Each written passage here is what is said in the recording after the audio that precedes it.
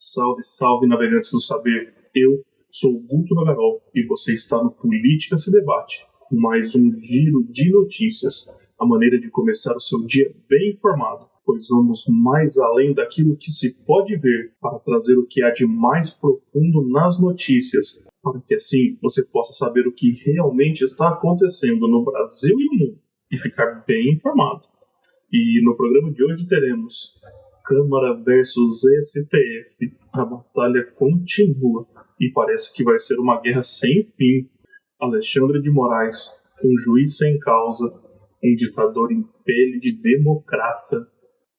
Já podemos dizer que Lula é amigo de ditadores? Afinal de contas, sentou à mesa com vários deles na Rússia.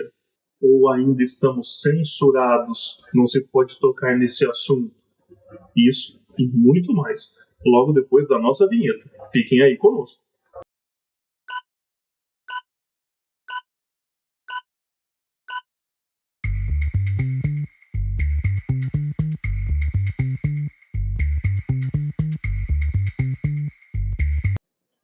E para começar o nosso giro de notícias de hoje, vamos falar sobre petróleo, uma commodity extremamente importante que afeta a vida de todos nós. Não só a minha, não só, mas de todo o mundo, pois o petróleo está em praticamente tudo. Está nos plásticos, está no transporte, nos veículos, no combustível, na aviação. Não vivemos sem petróleo hoje em dia. E a presidente da Petrobras, Magda Chambriard, resolveu ressuscitar os fiscais do Sarney e pediu que a população cobre dos empresários e donos de postos de gasolina por uma redução no preço do combustível. Mas isso é obrigação da Petrobras. Isso é obrigação do governo, com políticas econômicas corretas. O governo anterior cortou impostos, algo que o governo Lula deveria e poderia fazer. E, para falar bem da verdade, como o governo Lula não sabe administrar nenhuma vendinha da esquina, não consegue tomar as decisões corretas, só quer gastar o dinheiro do povo, só quer tomar o seu dinheiro. Então, não consegue reduzir impostos, não consegue agir corretamente para uma redução de preços. E, mais uma vez, começa a terceirizar a culpa. É bem o papo de socialista, que não sabe o que fazer, que toma as medidas erradas, que não entende de economia. Afinal de contas, se socialistas entendessem de economia, não seriam socialistas. E não se enganem, a culpa não é dos empresários. Claro, um ou outro pode estar se aproveitando da situação, um ou outro pode estar abusando, mas aí é simples, se o preço está muito alto naquele lugar, não frequente, vá em outro, e assim o mercado se ajusta. Agora o preço geral, isso é obrigação da Petrobras, e a interferência do governo, que atua para manipular os preços e enganar a população. E por falar em enganar a população, a Refit, a antiga refinaria Manguinhos, está patrocinando um evento nos Estados Unidos. E adivinhe quem está participando desse evento? Luiz Roberto Barroso, ministro do STF.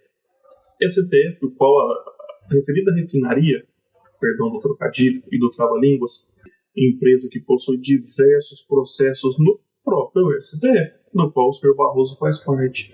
Processos fiscais que acumulam um valor de 20 bilhões de reais. Enquanto essas empresas agem em conluio com o governo e com magistrados, você aí, não vamos esquecer, está tendo que pagar a famosa taxa das blusinhas. Quer comprar na Shein, na Temu, no AliExpress, quer comprar aquele produto baratinho da China, vai ter que pagar a propina do governo. Enquanto isso, os bilionários patrocinam eventos nos Estados Unidos e ministros do STF frequentam esses eventos. E se olharmos mais a fundo, talvez encontraremos mais coisa aí. Talvez tenha mais caroço nesse angu. Seguindo ainda no tema petróleo, a Venezuela está utilizando o Brasil. Sim, a Venezuela do ditador Nicolás Maduro vem se utilizando do nosso país. Afinal de contas, eles alegam que parte do petróleo que estão exportando foi produzido em território brasileiro. Tudo isso como uma tentativa de burlar as sanções dos Estados Unidos. E adivinhe, estão fazendo isso com a conivência do governo brasileiro. Governo que se mostrou defensor de ditadores, que se mostrou defensor de corruptos e defensor de bandidos, que é o que o senhor Nicolás Maduro é, um grande de um bandido. o qual já deveria estar preso por tudo que provocou ao povo venezuelano. Porém, a justiça brasileira e o governo brasileiro faz vista grossa para isso. E digo mais, se investigar, vamos encontrar podres dos governos, vamos encontrar gente do alto escalão envolvida nessa fraude, porque é o que de fato está acontecendo. Para eles estarem utilizando o nome do Brasil, alguém está ganhando, e não é pouco. Haja visto que o volume de exportações de petróleo da Venezuela são elevadíssimos.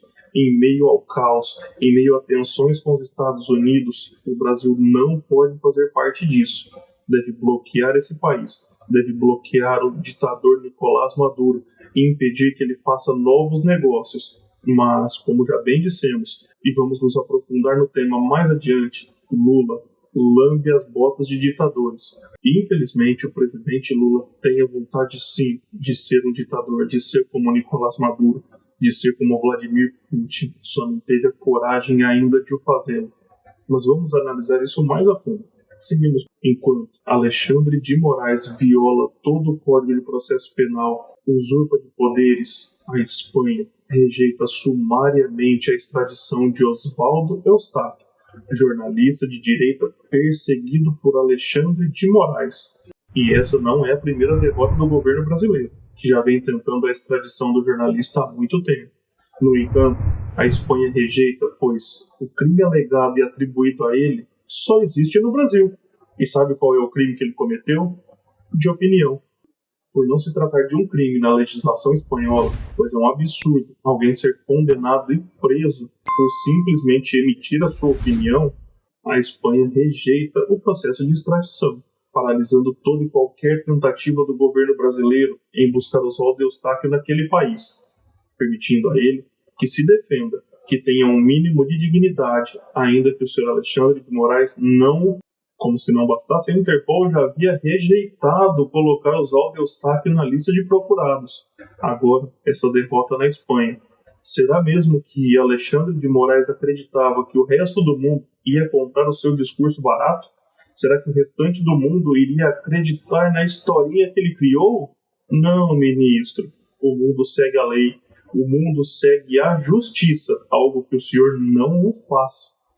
E por falar em não seguir a lei, Alexandre de Moraes, um juiz sem causa, um ditador em pele de democrata, revestido sob o discurso de protetor da democracia, Alexandre de Moraes vem cometendo seguidos abusos e agora decide acelerar o processo do 8 de janeiro, fazendo com que o processo contra Jair Bolsonaro e outros 7 réus ande em velocidade recorde. Velocidade essa que o Brasil nunca viu antes. Imaginem essa atuação do ministro e de todos os outros membros da corte, se fosse com corruptos, se fossem com bandidos de verdade, se fossem com aqueles que estão no poder, mas que levam dinheiro público, aí talvez seria diferente. No entanto, o ministro está calcado nesse discurso, está centrado nesse processo. Processo qual, como dissemos, é cheio de vícios, é cheio de fraudes. Repetimos aqui o que os advogados pediram. Apresente a minuta do golpe, apresente as provas, ministro. Por que esse processo ainda corre em sigilo? Porque as defesas não têm amplo acesso aos autos, ministro. Por que não ter testemunhas? Por que esse processo andar em velocidade recorde? Por que perseguir a direita no Brasil? Qual que é o medo que o senhor tem, ministro? O que o senhor tem tanto a esconder nesse processo? Pois colocou embaixo do braço e não larga. Parece que quer protegê-lo com a própria vida. Afinal de contas, ao que tudo indica, se vier à tona o que está por trás de tudo isso, a vida acaba, não, ministro? Ou, pelo menos, passaria muitos anos na cadeia. Se quer ter essa velocidade para perseguir opositores políticos, tenha essa mesma velocidade para condenar bandidos, porque o que nós vimos foi justamente ao contrário, né? Vamos lembrar do caso André do Rep, que foi solto por ordem de Gilmar Mendes, numa velocidade também incrível. O que parece, se você for realmente um criminoso, o STF te protege. O Brasil realmente é um paraíso para os bandidos, e o STF chancela essa posição, agindo como um protetor de bandido. Falando ainda em STF, a batalha com a Câmara dos Deputados parece não ter fim e hoje ganhou um novo capítulo.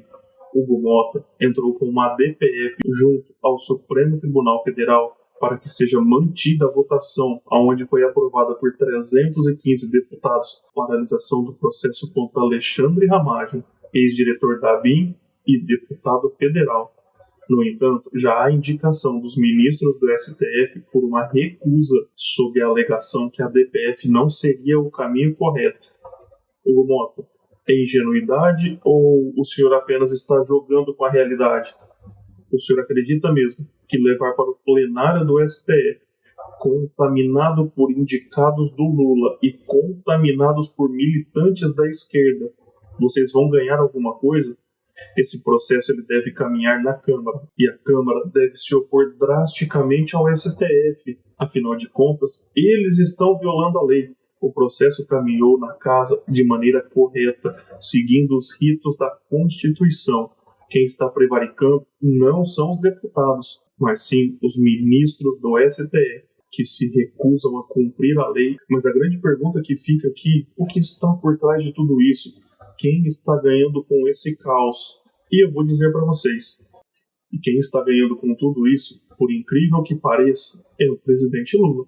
Afinal de contas, está fazendo as suas viagens, uma crítica aqui, outra crítica ali, surgiu agora a crise do INSS, mas, de geral, ele está passando ileso. Enquanto Câmara e STF começam um embate, o povo fica no meio dos dois, fica no meio do fogo cruzado, e o presidente Lula simplesmente lava suas mãos e vai sair por cima nessa história toda. Na recente história da democracia brasileira e das eleições diretas, a qual se iniciou com a eleição de Fernando Collor de Mello, em apenas 3 vezes o presidente foi eleito com uma margem abaixo de 10%. O próprio Fernando Collor de Mello com algo em torno de 6%. Em 2014, Dilma Rousseff vence Aécio Neves por cerca de 2%, e agora a última, com Luiz Inácio Lula da Silva, vencendo Jair Bolsonaro por míseros 1%. Uma margem extremamente apertada, que mostra que o presidente não tem prestígio e não tem capital político mais. No entanto, se vocês olharem bem, as outras 2 eleições têm algo em comum. Sabem o que é? Exatamente. Fernando Collor e Dilma Rousseff sofreram impeachment, pois eram impopulares. Apesar de terem vencido as eleições, cometeram tantas besteiras, foram retirados do cargo. Já Lula consegue se manter por sua habilidade política, sua capacidade de articulação e, principalmente, pela defesa que o senhor Alexandre de Moraes vem fazendo do governo, pois parece que tem um esforço enorme por parte dele para ocultar todos os casos de corrupção do governo. Sempre que surge um escândalo novo no governo, Alexandre de Moraes surge com uma cortina de fumaça, tentando assim ocultar os erros do governo, fazendo com que Lula saia completamente ileso das besteiras que vem fazendo no Brasil. Afinal de contas, em 3 anos de governo, ele não fez nada pelo país. Não há nada de concreto. Eu desafio, se você for de esquerda ou de direita, não importa, me diga aí, algo de bom que o Lula fez nesses anos de governo. Algo de concreto, algo de realmente bom. Deixa aqui nos comentários. Eu duvido que vocês encontrem. Portanto, o único beneficiado dessa batalha toda é o presidente Lula, que vai se mantendo a salvo e com capacidade de concorrer à reeleição. No entanto, a Câmara deve ignorar o STF, seguir o rito e paralisar o processo contra Alexandre Ramagem, para que assim o país possa ser pacificado. Afinal de contas, os ministros do STF não querem usar da imparcialidade e pacificar o país. Que a Câmara seja forte e consiga fazer isso por nós. E, como falado anteriormente, vamos tratar do assunto Lula e os ditadores, pois, ainda no ano de 2022, durante a campanha eleitoral, foi proibido que os adversários vinculassem Lula a qualquer ditador, inclusive sendo proibido de dizer que ele era amigo de ditadores. Mas veja bem, passado pouco tempo, o que vimos do presidente Lula? Lula sentado junto de Putin, Maduro, Miguel Dias-Canel, todos ditadores, assim como outros ditadores da África e do Oriente Médio, uma imagem que contrasta diretamente com aquilo que ele tenta vender no Brasil, com aquilo que ele tenta sustentar com o apoio de Alexandre de Moraes, um papel de democrata, um defensor da democracia, mas que a primeira oportunidade que tem está ao lado dos ditadores e que, no fundo, como nós dissemos antes, o que ele quer é ser um deles. A vontade do Lula é ter a sua própria ditadura, mas nunca teve coragem, nunca teve capacidade, nunca teve o apoio necessário. Mas sim, a vontade do Lula é ser um ditador, é acabar com a democracia no Brasil. E isso ele não vai conseguir, nem com o apoio do STF, nem com o apoio de ninguém. E por último, vamos terminar de uma maneira mais descontraída. Dilma Rousseff, junto com Márcio Topman, presidente do IBGE, apresentaram aos chineses o mapa mundi brasileiro, de ponta cabeça, invertido, com o Brasil no centro, com a Rússia dividida, uma aberração. Agora eu fico imaginando se ela saudava a mandioca, estocava vento. Imaginem ela explicando para os chineses o mapa mundi, eles olhando.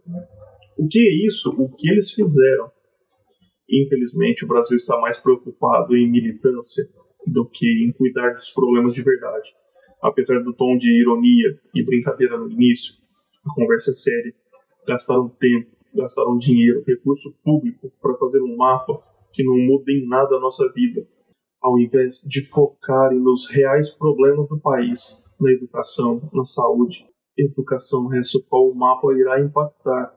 Se já não conseguimos aprender com o que temos, como dissemos anteriormente, o Brasil está entre os últimos colocados nos índices de educação.